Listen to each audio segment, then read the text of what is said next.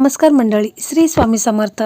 तर आजकाल आपण पाहत असतो की मुलगा असू द्या किंवा मुलगी असू द्या, परंतु यांचं लग्न ठरत नाही. काही ना काही कोणता ना कोणता प्रॉब्लेम निघतो आणि मुलांचं लग्न हे मोडून जात असतं. तर अशा समस्या आपल्या मुलांबाबत होत असतात. तर अशा वेळी आपल्याला एकदम साधा आणि सोपा उपाय करायचा आहे. आपल्याला फक्त कुत्र्याला ही वस्तू आहे तर ती खाऊ घालायची आहे, ज्यामुळे मुलांच्या कुंडलीमध्ये कितीही पितृदोष असू दे, कालसर्पदोष असू दे, राहू केतू शनीची साडेसाती असेल तर ती दूर होऊन मुलांचं लग्न हे 5 दिवसामध्येच ठरेल. एकदम साधा आणि सोपा हा उपाय आहे. तर मंडळी, तब्बल 13 वर्षानंतर शनी जयंती आणि शनिवार असा दुर्मिळ योगायोग 16 मे 2026 रोजी जोडून येत आहे.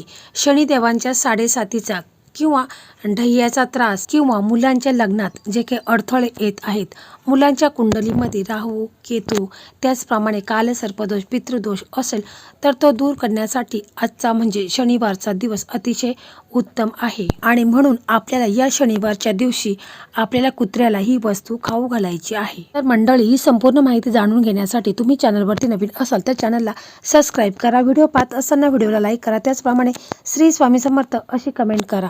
तर मंडळी, लग्नासंदर्भात भरपूर व्हिडिओ आपल्या चॅनलवरती आहेत. म्हणजे मराठी मेघना या यूट्यूब चॅनलवरती लग्नासंदर्भात भरपूर व्हिडिओ अपलोड झालेले आहेत.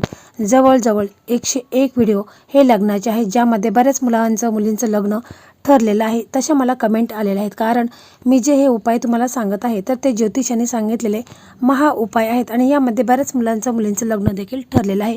तर ते व्हिडिओ देखील तुम्ही पाहू शकता. तर मंडळी, संपूर्ण माहिती जाणून घेण्यासाठी आपण कुत्र्याची थोडक्यात माहिती जाणून घेऊया. म्हणजे कुत्र्याला आपण ही वस्तू खाऊ घातल्याने मुलांच्या कुंडलीमध्ये किती भयंकर दोष असेल तर तो दूर होतील.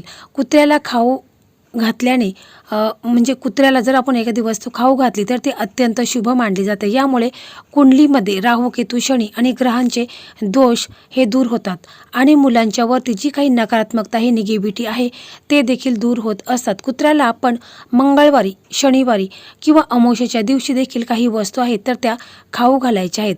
तर त्या खाऊ घातल्यानंतर मुलांच्या कुंडलीतील काही दोष आहेत तर ते दूर होत असतात. तसेच घरामध्ये देखील आपल्या सुख शांती समृद्धी आर्थिक प्रगती आपली होत असते.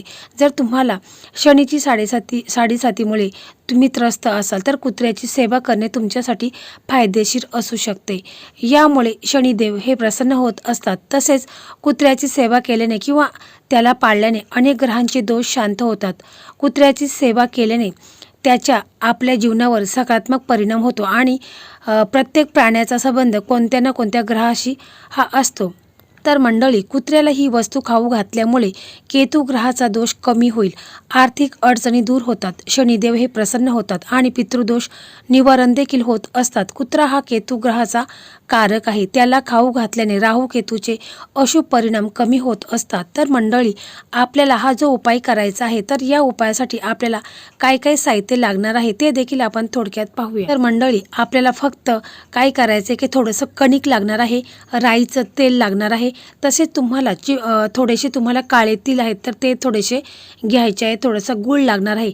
बस एवढंच साहित्य आपल्याला लागणार आहे. तर मंडळी, हा जो उपाय आहे तर हा उपाय कोणी करावा असा प्रश्न तुम्हाला पडलेला असेल तर बघा, हा उपाय आहे तर हा उपाय स्वतः मुलांनी किंवा मुलीने केला तर अतिशय उत्तम आहे. परंतु आजकाल आपण पाहत असतो की मुलांना वेळच नसतो, कारण ते कोणत्या ना कोणत्या कामामध्ये बिझी असतात. त्यामुळे घरातील मुलाचे आई वडील असतील, भाऊ असेल, बहीण असेल, बहिणी असेल तर त्यांनी त्यांच्या लग्नासाठी हा उपाय केला तरी देखील चालेल.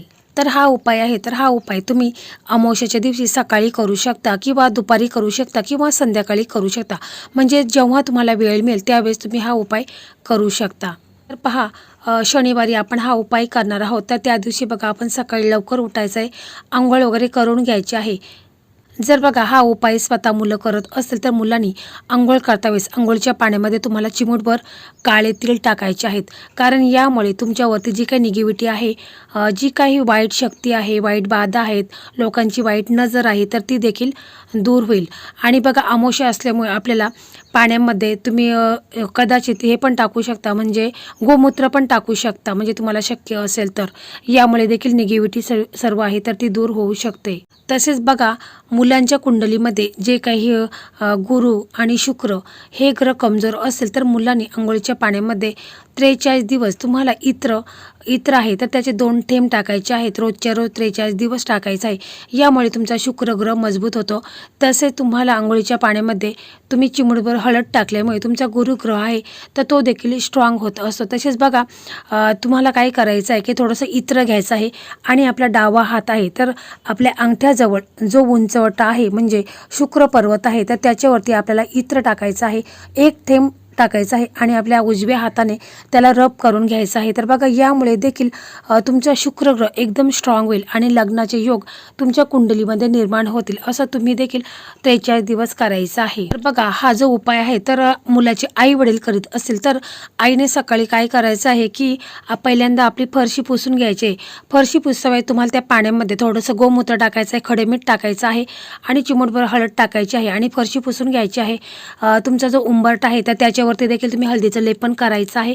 घरामध्ये जे काही जाळी जळमटं असेल ते देखील काढायचे आहेत. कारण बघा अमावस्या असल्यामुळे आपण आपलं घरामधली जी काही निगेटिव्हिटी आहे, नकारात्मकता आहे तर ती पहिल्यांदा आपण घराच्या बाहेर काढायची आहे.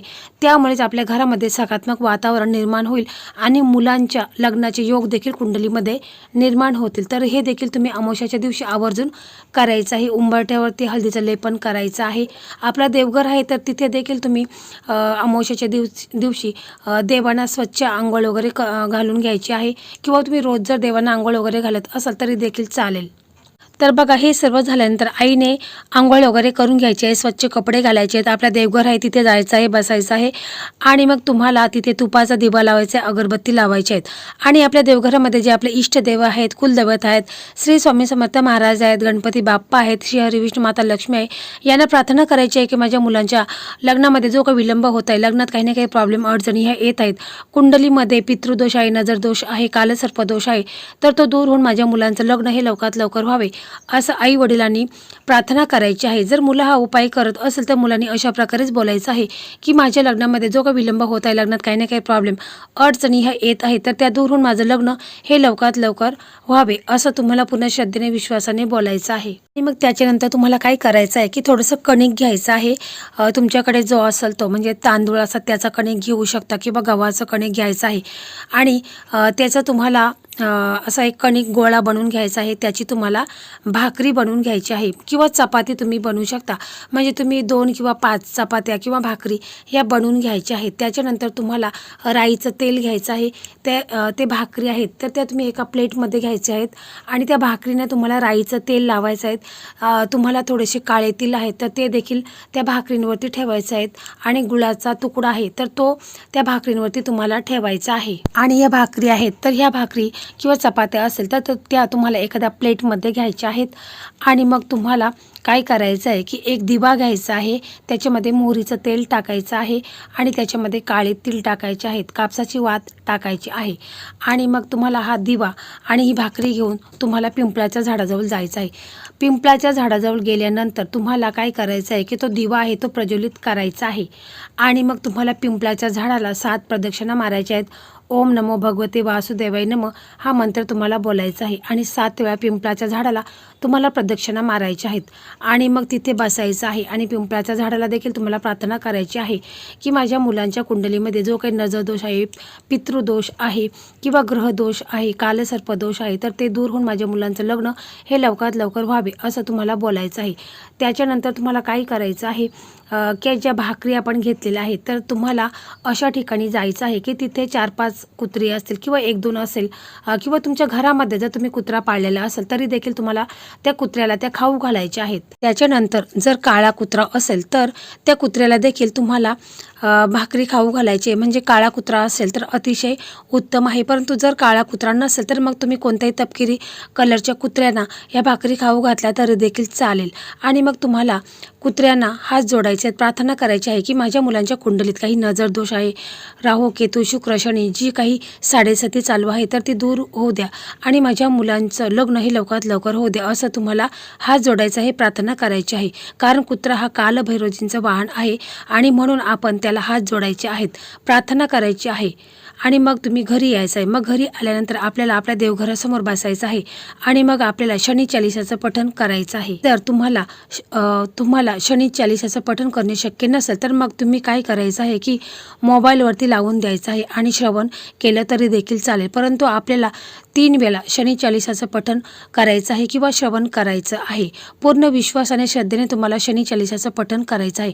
आणि मग हे झाल्यानंतर तुम्हाला आपल्या देवघरामध्ये इष्टदेव आहेत, कुलदैवत आहेत, श्री स्वामी समर्थ महाराज आहेत, त्यांना प्रार्थना करायची आहे की मी जो हा उपाय केलेला आहे तर हा उपाय माझा यशस्वी होऊ दे आणि माझ्या मुलांच्या कुंडलीत किती हा जो उपाय आहे तर हा उपाय तुम्हाला 7 शनिवारी करायचा आहे.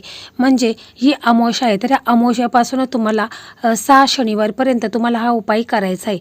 यामुळे मुलांचं लग्न लवकरात लवकर ठरेल. लग्नामध्ये जे काही अडथळे आहेत तर ते देखील दूर होतील. तर बघा, हा उपाय करतायच पूर्ण विश्वासाने श्रद्धेने तुम्हाला उपाय करायचा आहे. मनामध्ये किंतु परंतु आणायचं नाही, तर तो उपाय तुमचा यशस्वी होणार नाही.